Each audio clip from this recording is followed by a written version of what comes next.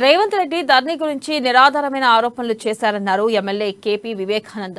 రేవంత్ రెడ్డికి కోర్టు మొట్టికాయలు వేసినా తీరు మారడం లేదన్నారు. పదే పదే ధరణిపై తప్పుడు ప్రచారం చేయడం అలవాటైపోయిందన్నారు. ధరణిలో నిన్నటి వరకు 27 లక్షల లావాదేవీలు జరిగాయన్న కేపీ వివేకానంద ఏదైనా తప్పులు జరిగితే ఫిర్యాదు కోసం ప్రత్యేక ఆప్షన్ ఉందని చెప్పారు. కాంగ్రెస్ పాలనలో సరైన భూములను నిషేధిత జాబితాలో పెట్టారన్నారు.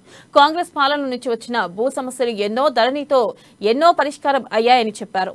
హక్కుదారుల భూములను ఏదో కారణంతో నిషేధిత జాబితాలో పెట్టింది అప్పటి కాంగ్రెస్ ప్రభుత్వమేనని వివేకానంద ఆరోపించారు. ఎలాంటి అక్రమాలకు తావు లేకుండా ధరణితో భూముల అమ్మకాలు కొనుగోళ్లు జరుగుతున్నాయన్నారు. కాంగ్రెస్ పాలిస్తున్న రాష్ట్రాల్లో ధరణి లాంటి పోర్టల్ తెచ్చే దమ్ముందా అని ప్రశ్నించారు. రేవంత్ రెడ్డికి ఆర్టీఐ దరఖాస్తు పెట్టి వసూలు చేసుకోవడం, ఇష్టం వచ్చిన వ్యాఖ్యలు చేయడం, మాయమాటలు చెప్పడం అలవాటైపోయిందన్నారు. నిజంగానే భూమిని రక్షించాలంటే నీకు బట్టగాల్చి మీదేసే ప్రయత్నం చేయకు. వాళ్ళ రైతులను నిజంగా ప్రభుత్వం లాభం చేయాలంటే కోర్టు పోయి దీనికి ముందుగా ఎప్పుడు అలవాటే కదా, కోర్టు పోయి నిరూపించుకో.